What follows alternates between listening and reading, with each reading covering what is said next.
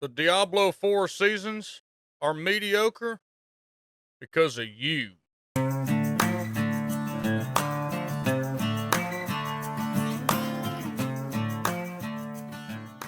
Yeah, that's right. Hawg said it. How about it, y'all? I don't know if y'all caught this interview. This is from Wowhead. This was with old Captain Malignant Tunnel here. Managing expectations is key to improving Diablo 4.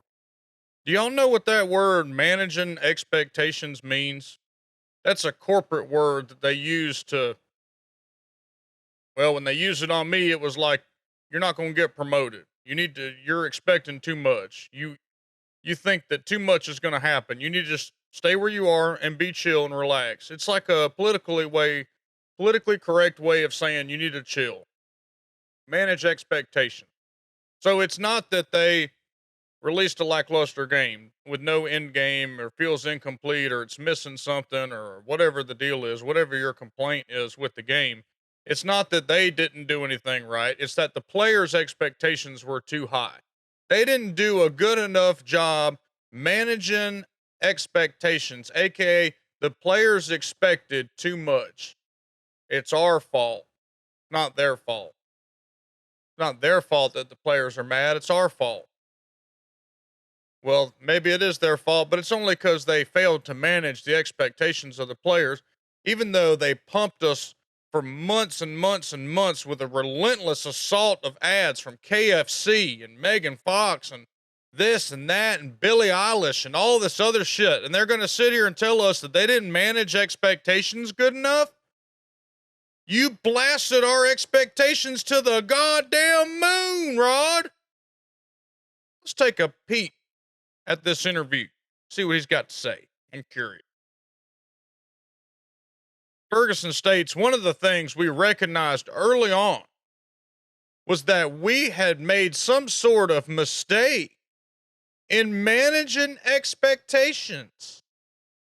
It was hard because we felt like what we were doing for the game were the right things to do. Okay. I don't understand. Now, diving into this, he's talking about, I guess, the patch. They didn't manage expectations on that. Y'all, it all ties back to the tinfoil hat. It all ties back to the patch's Eternal Realm killing and to push everybody over here. They don't have to worry about this. All they have to do now is just go on an interview and say we're sorry, say a couple of things. It'll never happen again. We made a mistake. They didn't make a mistake. This was all planned and executed to push us in front of the battle pass. We saw it even more when we started redeeming tokens, or y'all started redeeming tokens when you clicked on the seasonal journey without a confirmation screen. There's dirty practices hidden all over the place. This is just another gaslighting dirty tactic to basically blame the players and not blame Blizzard. Say it's not our fault. We didn't, well, kind of is our fault. We didn't manage the expectations, but the players' expectations were too high. It's also what that means when they manage your expectation. Your expectations are too high. You need to get them in check. And so that's what we're dealing with. We're dealing with a game manager, a franchise manager that is now telling the player base to keep your expectations in check. And they say that they're going to improve the game. We realized it was an expectation management problem. We had to just own that and recognize we have to do better to get the patch notes out before that. Before the day of the patch is what they're referring to. We were doing patch notes at the moment the patch dropped. It's true that Blizzard was developing patch notes with rapid cadence the weeks after Diablo 4 first launched. So keeping the player base less informed as to what to expect. Nowhere in this interview does it say we're going to make the game better by improving our creativity or by delivering some better thing.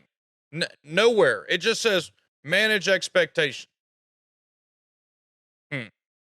Going forward, at least, Ferguson acknowledges that the biggest thing for us was to just really like, hey, We have to manage expectations correctly. And we're going to do better, and we're just going to keep making a better game. When you keep making a better game, you acknowledge what it is that the players don't like about the current game and you fix it. We've seen that from many developers in the past where, there's a revolt or whatever the problem is. Developers will address that and then fix it. We haven't seen that. All we get is an apology tour and them saying for us to basically keep our feet on the ground and manage our expectations. Even though the game was extremely overhyped and all of this, we all know, I'm not going to beat that dead horse. We all know what that was like. And here we are with Ashes, a burn up Insta product that even their own numbers say that people got rid of pretty quick. And here we are. Pretty disappointing. It really kills any kind of hopes. Not that I really had much at all, but it kills any kind of hopes that I had for this game being amazing. It just ain't. It's going to be mediocre, and that's fine. It is what it is. There's plenty of games to redeem us the rest of the year, so that's what we're going to do. But yeah, I just found this interview interesting. I wanted to bring it to y'all. Um, that they're pumping out quality of life updates. It's just literally like 4 things as season enhancements, season updates, and it's just that should have been in the base game to begin with. But not to dive off into that tangent. But if y'all want to follow me over on Twitch, we've been playing some Path to Exile and some Armored Core 6, some other stuff right now. We'll be doing Starfield and having a good time. We're stupid over there, so that's links in the description below for my Twitch. And we'd love for you to join our Discord, discord.gg/Hawg, HAWG. We do have a badass community over there. We ain't mild, we wild. We'd love for you to join. Don't be shy. And do me a favor, hit like and subscribe if you ain't done so already. We'll see you next time.